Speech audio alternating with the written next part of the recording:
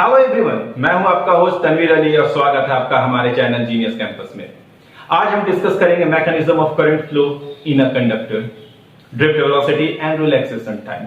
तो बिना वक्त गंवाए चलिए वीडियो को शुरू करते हैं।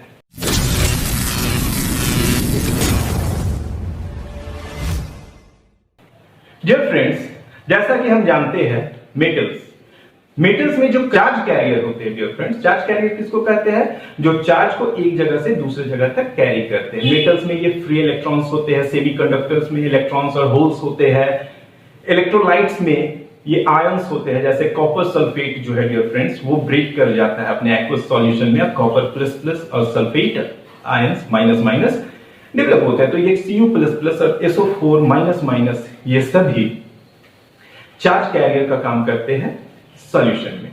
ओके, तो हमारा मेन थीम है या मेन सब्जेक्ट है डियर फ्रेंड्स आज की मेटल के अंदर करंट कैसे फ्लो करता है उसको सीखना है ना। तो मेटल के अंदर जो चार्ज कैरियर है वो कौन है? फ्री इलेक्ट्रॉन्स है। अब यहां पर सबसे पहला समझेंगे फ्री इलेक्ट्रॉन्स का कॉन्सेप्ट कि क्या है फ्री इलेक्ट्रॉन्स। तो मान लेते हैं मेटल का कोई एक एटम है। अब एटम है डियर फ्रेंड्स, तो उसके न्यूक्लियस होंगे पॉजिटिवली चार्ज। न्यूक्लियस में क्या क्या रहता है? प्रोटॉन्स और न्यूट्रॉन्स। ये न्यूक्लियस एटम में है और ये ऑटोमोस्ट ऑर्बिट है एटम का। ओके, यहां पर जो इलेक्ट्रॉन है वो रिवॉल्व कर रहा है। ओके, क्या होगा जब इसको एक्सटर्नल एनर्जी प्रोवाइड किया जाए? डियर फ्रेंड्स, थर्मोडायनेमिक्स कहता है कि आप किसी सिस्टम में दो तरीके से ही एनर्जी प्रोवाइड कर सकते हैं, इधर बाय डूइंग वर्क और बाय हीटिंग। यहां वर्क तो होगा नहीं, तो इसको एनर्जी प्रोवाइड करने के लिए हम लोग क्या करेंगे? इसको हीट करेंगे। और ये इलेक्ट्रॉन कहां से वो हीट लेगा? तो रूम टेम्परेचर। इलेक्ट्रॉन का साइज डियर फ्रेंड्स बहुत छोटा होता है और उसके लिए रूम टेम्परेचर हमारा कितना होता है? 27 डिग्री सेंटीग्रेड। रूम टेम्परेचर मतलब अभी जो आप टेम्परेचर महसूस कर रहे हो वो अप्रॉक्स कितना है? 27 डिग्री सेल्सियस। तो ये जो 27 डिग्री सेल्सियस है या कहे 300 केल्विन है ना, ये इस इलेक्ट्रॉन के लिए बहुत ज्यादा होता है ये टेम्परेचर। समझ में आया? तो ये क्या करेंगे? ये इलेक्ट्रॉन रूम टेम्परेचर में ये जो थर्मल एनर्जी है उसको एब्सॉर्ब करेंगे। ये जो एनर्जी एब्सॉर्ब किया तो ये इलेक्ट्रॉन के पास पहले जो छोटा थोड़ा काइनेटिक एनर्जी था, इसकी वजह से इसका एनर्जी बढ़ गया। अब ये इलेक्ट्रॉन इस ऑर्बिट में तो नहीं रहेगा, तो क्या होगा? ये न्यूक्लियस, ये ऑर्बिट, ये इलेक्ट्रॉन जब ये थर्मल एनर्जी एब्सॉर्ब करता है तो ये इलेक्ट्रॉन फिर यहां पर से कुछ इस तरह से मूव करता है। ये देखिए, ये दिखा, और ये यहां पहुंच एटम के दूसरे ऑर्बिट में ये इलेक्ट्रॉन कुछ इस तरह से स्पाइरल पाथ में मूव करता हुआ पहुंच गया। तो ये इलेक्ट्रॉन क्या हो गया? इससे अलग हो गया, डिटैच हो गया, अलग हो गया। ये क्या हो गया डियर फ्रेंड्स? इस एटम से फ्री हो गया, इसके न्यूक्लियस से फ्री हो गया। ओके, न्यूक्लियस से थोड़ा दूर हो गया, फ्री हो गया। तो ये जो इलेक्ट्रॉन है ये फ्री इलेक्ट्रॉन कहलाएगा, फ्री इलेक्ट्रॉन कहलाएगा। ओके, अब यहां पर से इलेक्ट्रॉन अलग हो गया। ये एटम इलेक्ट्रिकली न्यूट्रल था, इसमें नेट चार्ज क्या था डियर फ्रेंड्स? नेट चार्ज 0 था। मतलब जितने एक एटम इलेक्ट्रिकली न्यूट्रल होता है, मतलब उसमें पॉजिटिव चार्ज और नेगेटिव चार्ज तो होते हैं, बट नेट चार्ज 0 होता है। ओके, लेकिन यहां पर एक इलेक्ट्रॉन निकल गया, तो अब यहां पर क्या हो गया? ये एक पॉजिटिव आयन बन गया डियर फ्रेंड्स। तो पॉजिटिव आयन क्या हो गया? जब मेटल के अंदर इलेक्ट्रॉन एटम को छोड़ के अलग हो जाता है तो जो बनता है वो आयन्स होते हैं। यानी अब आपके सामने एक आयन और एक इलेक्ट्रॉन। ओके, ये किसी मेटल के अंदर होता है। Okay, now number of free electrons in a conductor कितना होता है? Approx equals to 10 to the power 29 पर मीटर क्यूब। किसी मेटल का अगर आप 1 मीटर क्यूब वॉल्यूम का सैंपल लेते हैं तो उसमें कितने फ्री इलेक्ट्रॉन्स होंगे? अप्रोक्स 10 टू द पावर 29, बहुत ज्यादा। हो गया? तो फ्री इलेक्ट्रॉन्स क्या है समझ में आ गया? किसी मेटल्स के यूनिट वॉल्यूम में कितने फ्री इलेक्ट्रॉन्स होते हैं ये समझ में आ गया। ओके, अब सेकेंड, मान लेते हैं कि कोई फ्री इलेक्ट्रॉन्स मतलब इस एटम को ये छोड़ दिया है, ये फ्री इलेक्ट्रॉन है ना? इसका नेबरिंग एटम ये है। क्लियर? ये इलेक्ट्रॉन डियर फ्रेंड्स जब इसको छोड़ता है तो इसके पास कुछ वेलोसिटी होता है, मान लेते हैं वो वेलोसिटी u है। इस वेलोसिटी को डियर फ्रेंड थर्मल वेलोसिटी कहते हैं। अब इस वेलोसिटी को क्यों थर्मल वेलोसिटी कहते हैं? यहां पर थर्मल वेलोसिटी का कॉन्सेप्ट आपको समझना है कि क्या है थर्मल वेलोसिटी। तो डियर फ्रेंड्स ये इलेक्ट्रॉन क्या किया? एनर्जी को एब्सॉर्ब किया, हीट एनर्जी को एब्सॉर्ब किया। अब ये हीट एनर्जी किस चीज में कन्वर्ट हो जाता है? तो इलेक्ट्रॉन का जो फ्री इलेक्ट्रॉन है उसका काइनेटिक एनर्जी में। और वो काइनेटिक एनर्जी का मतलब अब यहां पर इलेक्ट्रॉन कंटिन्यूअस मोशन में रहता है ना? अब यहां पर है कंटिन्यूअस, इलेक्ट्रॉन रेस्ट में नहीं हो सकता है, कंटिन्यूअस रैंडम मोशन में। क्यों? क्योंकि ये एनर्जी इसके लिए बहुत ज्यादा है। तो इसके पास जो डियर फ्रेंड्स वेलोसिटी होगा, ये भी बता रहे, इसके पास जो वेलोसिटी होगा वो approx equal to 10 to the power 4 metre पर सेकेंड, यानी 10 किलोमीटर पर सेकेंड। ये चीज समझ में आ गया? पहला क्या सीखे? Net charge zero, thermal velocity ये गेन करेगा तो ये इलेक्ट्रॉन ही अपने इस ऑर्बिट को छोड़ के अलग हो जाएगा, दूसरे ऑर्बिट में चला जाएगा, है ना? ये इलेक्ट्रॉन इसके न्यूक्लियस के इंफ्लुएंस से अलग हो गया, न्यूक्लियस के इंफ्लुएंस से ये फ्री हो गया, इसलिए इसको हम लोग क्या कह दिए? फ्री इलेक्ट्रॉन कहते हैं। अब ये फ्री इलेक्ट्रॉन के पास काइनेटिक एनर्जी बहुत ज्यादा होता है। वो काइनेटिक एनर्जी इसके पास कहां से आता है? तो डियर फ्रेंड्स ये जो हीट एब्सॉर्ब किया वही हीट जो है किसमें कन्वर्ट हो गया? इलेक्ट्रॉन के काइनेटिक एनर्जी में। और इस वजह से इलेक्ट्रॉन कंटिन्यूअस मोशन में रहता है, जिसका velocity approx 10 to the power 4 metre पर सेकंड या 10 किलोमीटर पर सेकंड होता है। यहां तक समझ में आ गया? अब क्या होता है? ये इलेक्ट्रॉन के पास मान लेते हैं कि कुछ वेलोसिटी है u, ओके? इससे फ्री हुआ, इससे आपका क्या हुआ? ये इलेक्ट्रॉन फ्री हुआ, इसके पास वेलोसिटी u है, ओके? इस इलेक्ट्रॉन के पास इनिशियल वेलोसिटी u है, इस वेलोसिटी को क्या कहेंगे? Thermal velocity. अब ये जो है ये मान लेते हैं कि अपने नेबरिंग एटम के ओर जा रहा है इस वेलोसिटी से, है ना? और यहां पर इससे भी तो कोई इलेक्ट्रॉन डिटैच हुआ होगा, अलग हुआ होगा, तो ये पॉजिटिव आयन इस इलेक्ट्रॉन को अपनी ओर अट्रैक्ट करता है ना? तो ये इलेक्ट्रॉन जाकर के यहां पर पहुंच जाता है और ये आयन खत्म हो जाता है और इलेक्ट्रॉन फिर यहां कुछ वेलोसिटी से रिवॉल्व करना शुरू कर देते हैं, है ना? और इसका जो ये अब पॉजिटिव आयन नहीं रहा, क्यों? क्योंकि इलेक्ट्रॉन यहां पे आ चुका। हो गया? यहां पर इसका वेलोसिटी क्या हो जाता है डियर फ्रेंड्स? 0, है ना? तो यहां पर क्या हो गया? यहां से इलेक्ट्रॉन निकला, यहां कोलाइड हुआ, तो ये 2 सक्सेसिव कॉलिजन है डियर फ्रेंड्स। 2 सक्सेसिव कॉलिजन के बीच इलेक्ट्रॉन इतने देर फ्री रहा, इतना देर यहां से निकलने के बाद यहां पहुंचने से पहले इलेक्ट्रॉन यहां तक फ्री रहा डियर फ्रेंड्स, है ना?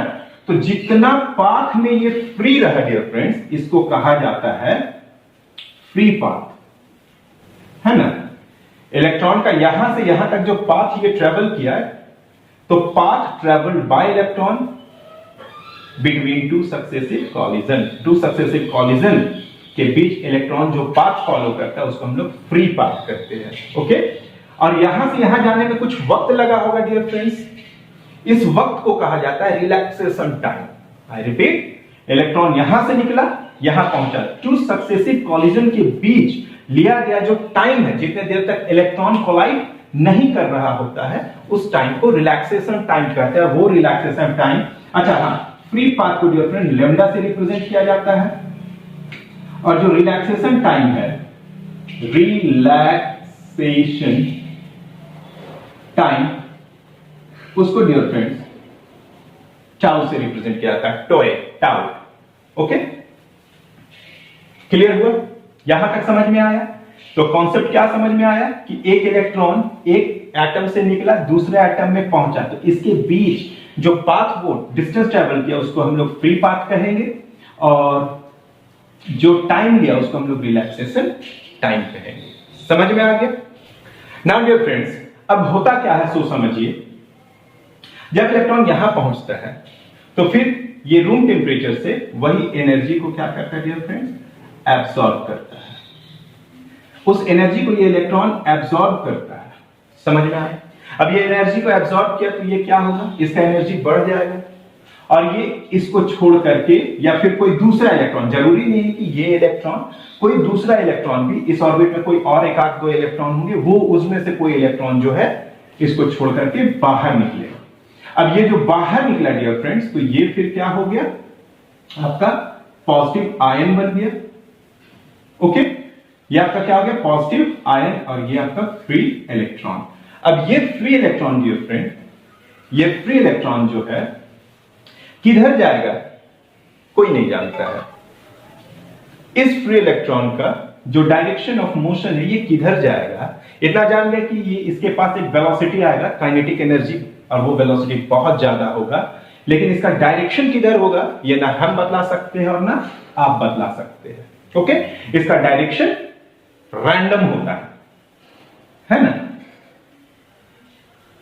तो मान लेते हैं ये इधर मूव किया with velocity u1। Okay, random direction है, कोई दिक्कत? किसी भी डायरेक्शन में हो सकता है, हम नहीं जानेंगे कि किस डायरेक्शन में है ना। इस वेलोसिटी को हम लोग सीख चुके हैं कि इस वेलोसिटी को हम क्या कहते हैं? थर्मल वेलोसिटी कहते हैं, है ना। तो क्या देखें कि फ्री इलेक्ट्रॉन कंडक्टर के अंदर कैसे मोशन करता है। यहां से निकला, इससे कोलाइड किया, इससे कोलाइड किया, एनर्जी गेन किया, कोई दूसरा इलेक्ट्रॉन या फिर वही इलेक्ट्रॉन फिर निकला, वो फिर अगले से, फिर अगले से, फिर अगले से, इस तरह से मतलब क्या होता है? ये चला, go, then rest, pause, then go, फिर रेस्ट, फिर गया, फिर रेस्ट, मतलब हर कॉलिजन में वो अपने एनर्जी को खो दे रहा है। यहां पर उसके पास बहुत ज्यादा एनर्जी है, लेकिन टक्कर के बाद उसका एनर्जी खत्म, फिर उसके पास थर्मल एनर्जी मिल रहा है। समझ में आ रहा है कि यहां से निकला, उसके पास ज्यादा एनर्जी था, लेकिन टक्कर के बाद वो एनर्जी खत्म, फिर वो एनर्जी को गेन किया, फिर निकला, फिर खत्म, फिर निकला, फिर खत्म। यानी कंडक्टर के अंदर जो फ्री इलेक्ट्रॉन्स, उसका मोशन कैसा होता है? पाउज एंड गो टाइप का। ओके, समझ में आया? तो in the absence of external electric field, external electric field के अभाव में जो किसी कंडक्टर है, मान लेते ये कंडक्टर एज्यूम कीजिए, उसमें कोई इलेक्ट्रॉन जो है डियर फ्रेंड्स इधर अगर चल रहा है ना, तो कुछ इलेक्ट्रॉन्स डियर फ्रेंड्स इधर भी चलेगा,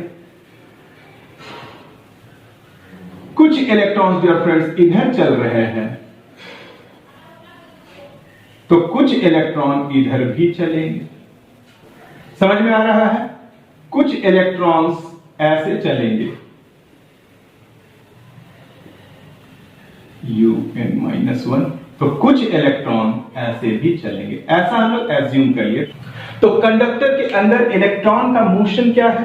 कंटिन्यूअस रैंडम मोशन। रैंडम का मतलब होता है यादृच्छिक। यादृच्छिक मतलब कोई नहीं बता सकता कि वो किधर जाएगा, जिधर मन उधर जाएगा। तो ऐसा हम एज्यूम करते हैं कि अगर कुछ इलेक्ट्रॉन ऊपर जा रहे हैं तो कुछ नीचे आएंगे, कुछ उधर जा रहे हैं तो कुछ इधर आएंगे। समझ में आ रहा है?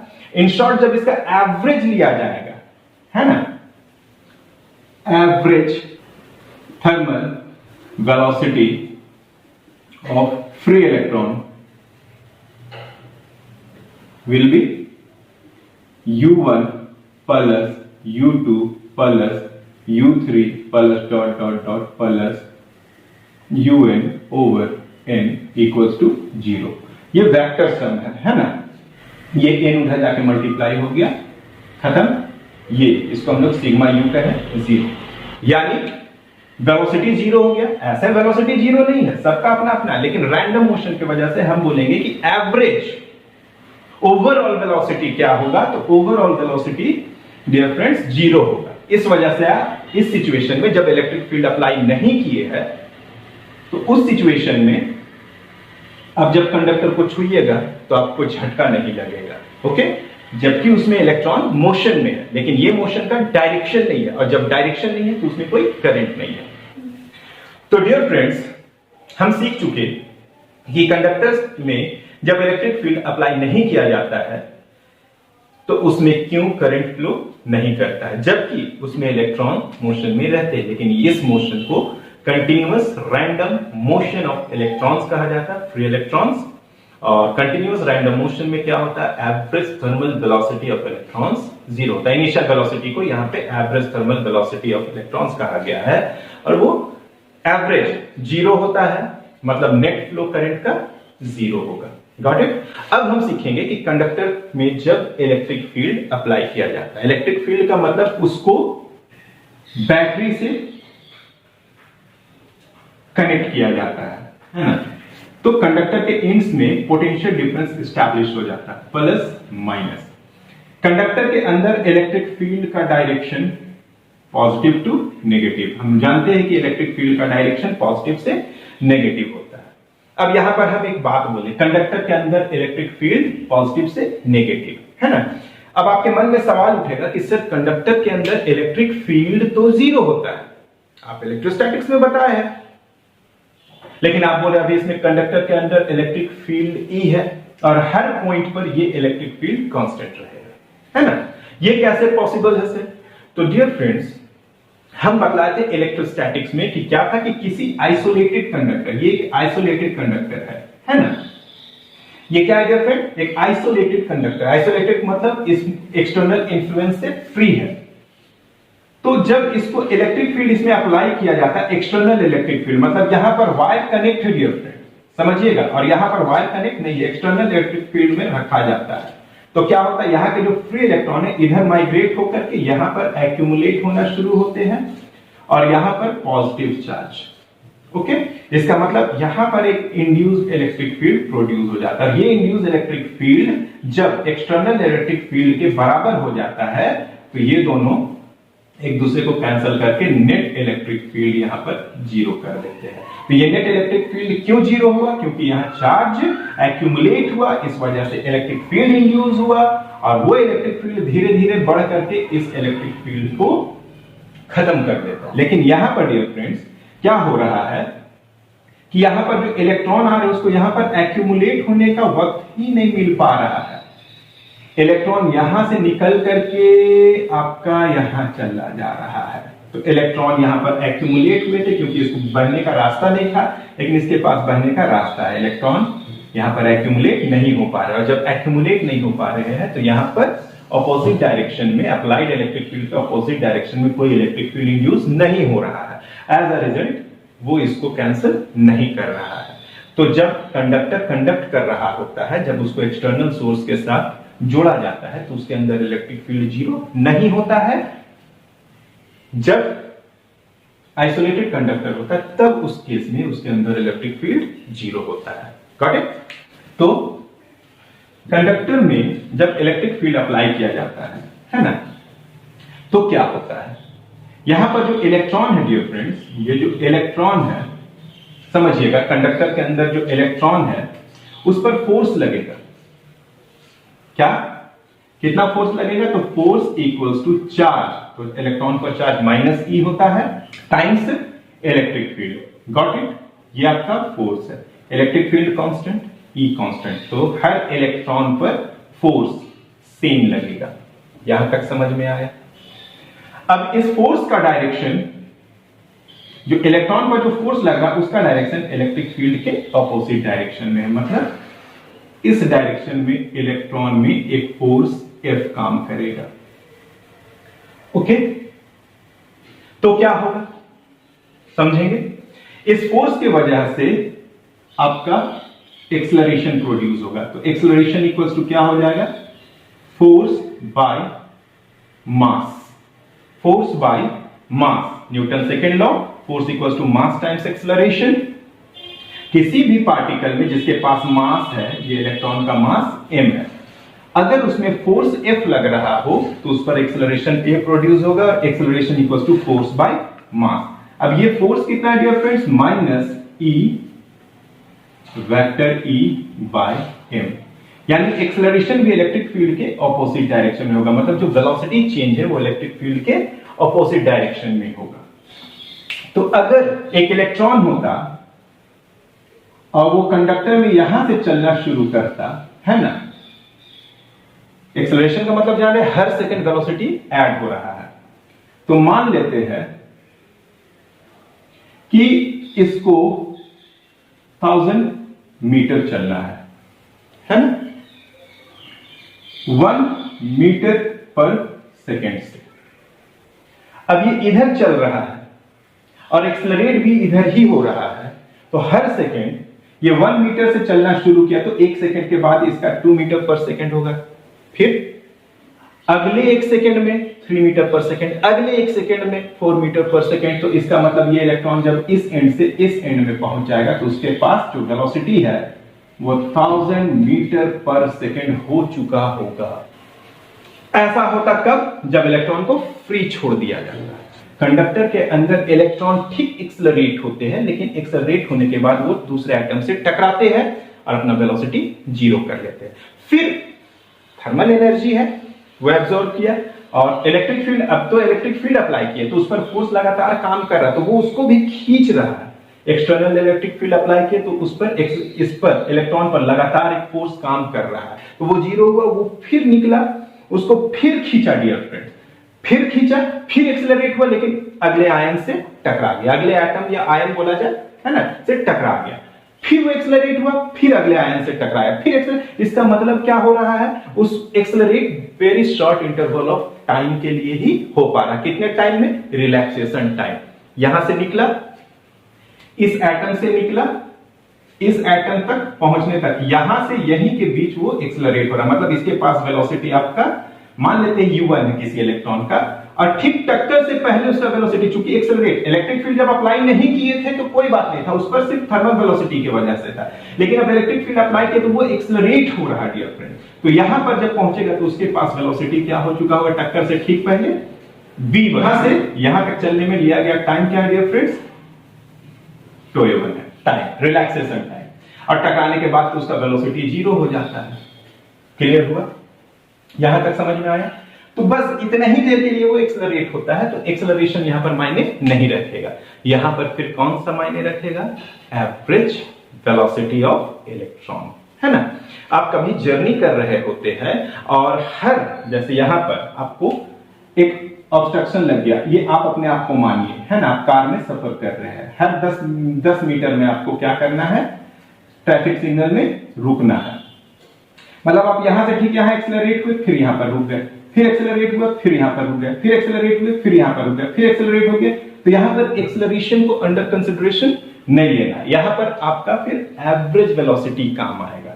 क्लियर हुआ? तो इलेक्ट्रॉन के उस एवरेज वेलोसिटी को ही हम क्या कहते हैं डियर फ्रेंड्स, ड्रिफ्ट वेलोसिटी कहते हैं। तो ड्रिफ्ट वेलोसिटी क्या है, इलेक्ट्रॉन जिस वेलोसिटी से कंडक्टर के अंदर डियर फ्रेंड मूव करता है, उस एवरेज वेलोसिटी को ही क्या कहते हैं, ड्रिफ्ट वेलोसिटी कहते हैं। तो खैर यहां पर ये ए आपका क्या है, कांस्टेंट है ना, ए कांस्टेंट है। तो इस इलेक्ट्रॉन के लिए एवरेज वेलोसिटी क्या हो जाएगा, इस इलेक्ट्रॉन के लिए, एक फर्स्ट इलेक्ट्रॉन के लिए average velocity v average 1 equal to constant acceleration में एवरेज वेलोसिटी डियर फ्रेंड्स ये होता है u1 plus v1 bye 2। Okay, u1 plus v1 के जगह क्या हो जाएगा, v1 के जगह v1 equals to u1 plus a acceleration तो कांस्टेंट है टाइम t1, है ना, v बराबर u plus a, constant acceleration से एक्सेलरेट हुआ डियर फ्रेंड्स, तो यही होगा u1 plus vector a τ1 by 2, u1 2u1 by 2 vector u1 plus vector a τ1 by 2, है ना। अच्छा, ये कैसे होता है सो भी हम समझा रहे हैं। ठीक ना डियर फ्रेंड। बात को समझिएगा कि अगर ये इलेक्ट्रॉन डियर फ्रेंड, इस इलेक्ट्रॉन का टेंडेंसी इधर जाने का है ना, इसके पास वेलोसिटी u1 है, ये इलेक्ट्रॉन अगर इधर जाना चाह रहा है तो इस पर फोर्स इधर लग रहा है, तो ये इलेक्ट्रॉन यहां पर जाकर इसको पहुंचना है यहां पर, इलेक्ट्रॉन को पहुंचना है यहां पर, लेकिन उस पर फोर्स इधर लगा है ना, तो वो कैसा होगा, पैराबोलिक पाथ बना करके वो कुछ यहां पर पहुंचेगा, एक्सेलरेट।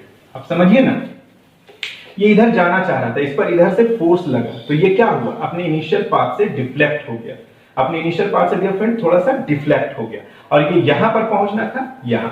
ये क्वेश्चन पूछा जा सकता है कि जब इलेक्ट्रॉन इलेक्ट्रिक फील्ड में मोशन करता है तो इलेक्ट्रॉन का पाथ कैसा होता है, तो पैराबोलिक होता है। तो वही इलेक्ट्रॉन यहां पर तो स्ट्रेट पाथ में चला, इनिशियल में वो स्ट्रेट पाथ में था, लेकिन अब उसका पाथ पैराबोलिक हो गया। Got it. तो डियर फ्रेंड्स, यहां पर पहुंचना था इलेक्ट्रॉन को, यहां पर पहुंचा, तो ये जो आपको जो शिफ्ट हुआ, ये इलेक्ट्रॉन का जो शिफ्ट हुआ, किधर शिफ्ट हुआ है ना, इधर, और वो नेग्लिजिबल वेलोसिटी से। यहां पर हम बतलाए थे कि अगर इलेक्ट्रॉन बिना ऑब्स्ट्रक्शन के इधर से इधर चलता तो उसके पास वेलोसिटी बहुत ज्यादा हो जाता, लेकिन यहां पर हर ये में कॉलिजन हो रहा है, और हर स्टेप में कॉलिजन हो रहा है डियर फ्रेंड्स, तो वहां पर एक्सेलरेशन मायने नहीं रखेगा, वहां पर एवरेज वेलोसिटी मायने रखेगा। उस एवरेज वेलोसिटी को ड्रिफ्ट वेलोसिटी कहते हैं। तो ये जो इलेक्ट्रॉन है इधर शिफ्ट कर गया, तो ये जो रेड पोर्शन आपको दिख रहा है ये है ना, तो यहां से यहां तक डिस्प्लेस होने में, इलेक्ट्रॉन यहां पर जाना चाह रहा था, यहां पर पहुंचा, तो डिस्प्लेसमेंट ये हुआ, तो इसके वजह से इस डिस्प्लेसमेंट में कितना टाइम लगा, 2a1। तो इस डिस्प्लेसमेंट के में जिस वेलोसिटी से ये डिस्प्लेसमेंट हुआ होगा, उस वेलोसिटी को ही हम क्या कहते हैं, ड्रिफ्ट वेलोसिटी कहते हैं। फोटो से समझिए, है ना। तो इतना डिस्प्लेस होने में जो वेलोसिटी इलेक्ट्रॉन को होगा वही ड्रिफ्ट वेलोसिटी कहलाए। ड्रिफ्ट वेलोसिटी का magnitude 10 to the power -5 metre पर सेकेंड के अप्रॉक्स होता है। ओके, यहां तक बात समझ में आए। तो ड्रिफ्ट वेलोसिटी का मैग्नीट्यूड देखिए 10 to the power -5 है, नेग्लिजिबल है ना। यानी इलेक्ट्रॉन इस टाइप का नहीं चलता है, मतलब ऐसा नहीं चलता है, वो कैसा चलता है, एकदम स्लाइटली ड्रिफ्ट, खिसकते खिसकते चलता है। ये इस टाइप का चलता है ना। इलेक्ट्रॉन कैसा चलता है, आप परेड देखे हैं 26 जनवरी या यहाँ लाल किला में परेड, वहां पर देखिएगा कि एक लाइन बाय लाइन बना हुआ रहता आर्मी का। तो फर्स्ट इलेक्ट्रॉन, फिर वो शिफ्ट किया उसके पीछे वाला है, फिर वो शिफ्ट किया पीछे वाला, फिर वो शिफ्ट किया पीछे वाला, इस तरह से इलेक्ट्रॉन किसी क्रॉस सेक्शन को पार करता है। ये फर्स्ट आर्मी पार किया, सेकंड रो पार किया, थर्ड रो पार किया, फोर्थ रो। यानी इलेक्ट्रॉन में जब इलेक्ट्रिक फील्ड अप्लाई किया जाता है तो फिर उसका मोशन रैंडम ना होकर एक डायरेक्शन उसको मिल जाता है, उस डायरेक्शन में वो मूव करता है। वो डायरेक्शन क्या है, इलेक्ट्रिक फील्ड का ऑपोजिट डायरेक्शन। और ये वेलोसिटी क्या होता है, एवरेज वेलोसिटी होता है ना। तो अब यहां पर ड्रिफ्ट वेलोसिटी को कैसे डिफाइन करेंगे, जिस एवरेज वेलोसिटी से इलेक्ट्रॉन्स इलेक्ट्रिक फील्ड के ऑपोजिट डायरेक्शन में मूव करते हैं, उस एवरेज वेलोसिटी को ही हम क्या कहते हैं, उस इलेक्ट्रॉन का ड्रिफ्ट वेलोसिटी कहते हैं। Got it. और इस वजह से इसके पास डायरेक्शन है, वो किसी यहां पर अगर एक क्रॉस सेक्शन रख देंगे तो वो खिसकते खिसकते इस क्रॉस सेक्शन को पार करेगा, उसके पास एक डायरेक्शन आ गया, डायरेक्शन आ गया मतलब अब करंट फ्लो होना शुरू हो गया। ओके, और इलेक्ट्रॉन किस वेलोसिटी से चलेंगे, अब इलेक्ट्रिक फील्ड अप्लाई करने पर इस वेलोसिटी से। समझ लेना, एवरेज बोल रहे हैं dear friends, average constant velocity, मतलब अब हर इलेक्ट्रॉन, वो भले u1 था, v1 हो गया, u2 था, v2 हो गया, u3 था, v3 हो गया, है ना। एवरेज वेलोसिटी अब उसके पास आ गया, तो सभी इलेक्ट्रॉन मान लेंगे उसी कांस्टेंट वेलोसिटी से मूव कर रहा है, जैसे 26 जनवरी के परेड में आर्मी वाले कांस्टेंट वेलोसिटी से मूव कर रहे होते हैं। क्लियर हुआ। तो जब हम इलेक्ट्रिक फील्ड अप्लाई करेंगे तो कुछ इस तरह का मोशन होगा सभी इलेक्ट्रॉन में, है ना। कोई भी इलेक्ट्रॉन आप देख लीजिए, है ना। ये इलेक्ट्रॉन मान लेते हैं यहां जाना चाह रहा था, ये इलेक्ट्रॉन, इस पर फोर्स इस डायरेक्शन में लग रहा है, तो अब ये यहां ना पहुंच करके थोड़ा सा ये ऐसे हो जाएगा, इस जगह पर पहुंचेगा, है ना। तो यहां पर शिफ्ट किया, तो देखिए कहीं पर भी आप देखिएगा इस तरह का फोटो आप बनाइएगा तो वो हल्का इस डायरेक्शन में शिफ्ट कर जाएगा। तो जिस वेलोसिटी से शिफ्ट किया उस वेलोसिटी को ड्रिफ्ट वेलोसिटी कहा गया। तो सभी इलेक्ट्रॉन एक कांस्टेंट वेलोसिटी से इलेक्ट्रिक फील्ड के ऑपोजिट डायरेक्शन में मूव करते हैं, इस वेलोसिटी को ही ड्रिफ्ट वेलोसिटी कहा जाता है। तो ये फर्स्ट इलेक्ट्रॉन के लिए हो गया v एवरेज 1। तो सिमिलरली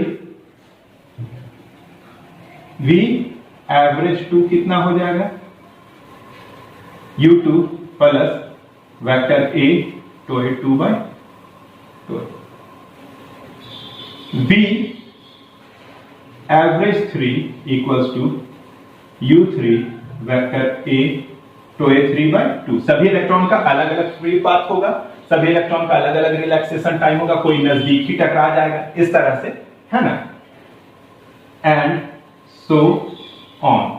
तो ये जो ड्रिफ्ट वेलोसिटी है, ड्रिफ्ट वेलोसिटी को कैसे डिफाइन किया गया, इन्हीं सभी वेलोसिटीज का, ये जो v एवरेज 1 है, v average 1, v avg average 2 dot dot dot v average n by n। मान लेते हैं कंडक्टर में n फ्री इलेक्ट्रॉन्स है, ओके, कंडक्टर में बहुत सारे फ्री इलेक्ट्रॉन्स है तो n फ्री इलेक्ट्रॉन्स है ना। अब क्या होगा, देखिए ये जो बाई n है इसको हम यहां पर लिख देते by n, v average 1 u1 plus vector a तो a1 by 2 u2 plus vector a तो a2 by 2 plus dot dot dot, सभी के वैल्यू को रख दे रहे हैं, समझिएगा।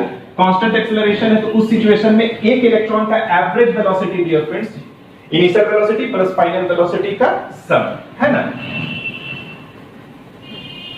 un प्लस वेक्टर a तो an।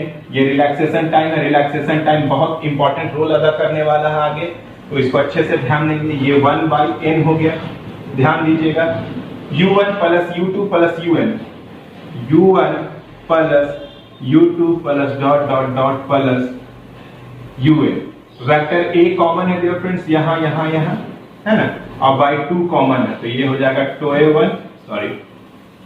a1 प्लस तो a2 plus dot dot dot plus तो टाउ n, टाउ बोलिए तो बोलिए, है ना, सॉरी यहां पर वेक्टर दिला जाता है गलत, टाइम इज स्केलर क्वांटिटी।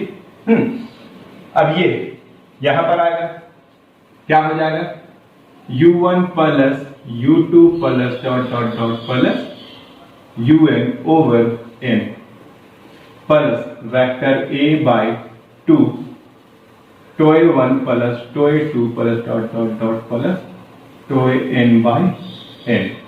ये आपका एवरेज थर्मल वेलोसिटी है जो 0 होगा, प्लस वेक्टर a बाई 2 तो where tau equals to average. देखिए यहां तक जितने भी इलेक्ट्रॉन्स थे सबके रिलैक्सेशन टाइम का एवरेज है, तो इसको क्या कहेंगे, एवरेज